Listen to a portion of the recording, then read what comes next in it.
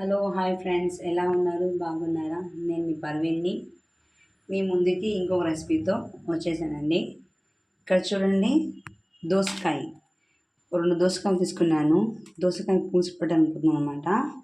దీనికి కావాల్సిన పదార్థాలు: దోసకాయ 2, 1/2 kg మటన్, 3 ఆనియన్, 3 టమాటాలు, ఉసిరికాయ అంతా, చింతపండు రసము, కొబ్బరి మసాలా, ఇక్కడ వచ్చేసి 2 టీ స్పూన్లు కారం, 1 స్పూను ఉప్పు, కొంచెం పసుపు, ధనియాల పొడి ఒక సగం టీ స్పూన్ తీసుకున్నాను, అల్లం వెల్లుల్లి పేస్ట్. ఇక్కడ నేను కుక్కర్ పెట్టుకున్నాను.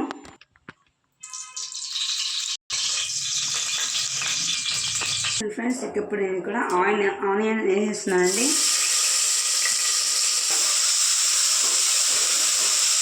నేను మటన్ వేసేస్తున్నానండి.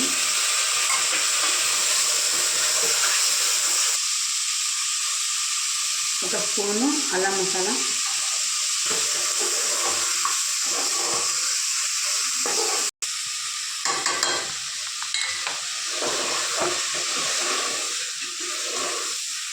ఇప్పుడు ఇక్కడ కట్ చేసుకున్న పెట్టుకున్న కొబ్బరి మసాలాలో ఒక ముక్క వేస్తున్నాను.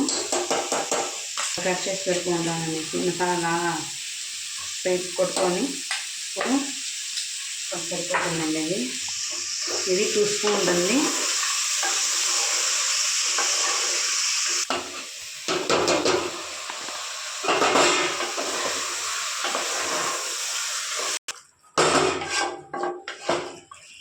ఇది కొంచెం బాగా టమాటా మొత్తం మెత్తగా అయిపోవాలి.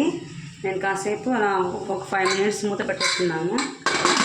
చూడండి ఫ్రెండ్స్, ఇలాగా కొంచెం బాగా గుజ్జుగా అవుతుంది కదా. ఇప్పుడు నేను దీనిలో కొంచెం వాటర్ పోసేసి ఒక 3 విజిల్స్ పెడతాను అనమాట. ఆ తర్వాత దోసకాయ వేసేస్తాను.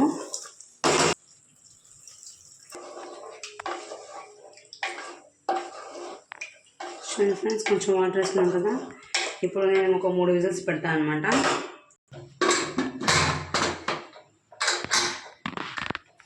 ఒక 3 విజిల్స్ అండి.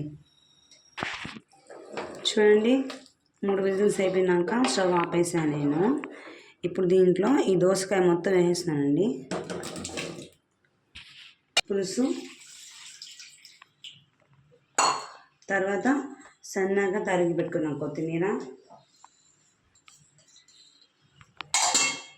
ఇది మొత్తం కలిపేస్తున్నాను.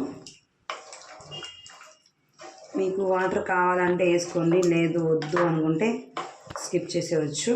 నేనైతే ఇక్కడ వాటర్ వేయటం లేదండి, ఎందుకంటే మనకు దోసకాయల నుంచి నీళ్ళు వస్తాయి కాబట్టి. నేను ఇలాగే ఒక విజిల్ పెట్టేస్తాను. ఆ తర్వాత స్టవ్ ఆపేసానండి. ఒక విజిల్, సరేనా? నేను ఇంత పెట్టేస్తాను. ఒక విజిల్ పెట్టేసి స్టవ్ ఆపేస్తానండి.